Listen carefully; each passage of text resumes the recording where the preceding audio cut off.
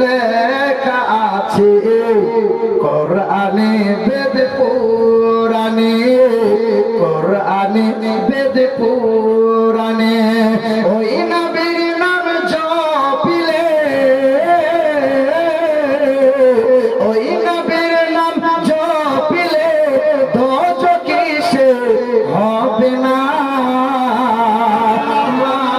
আমিনা তোমার ঘরে কে এসেছে বলো না, কে এসেছে বলো না।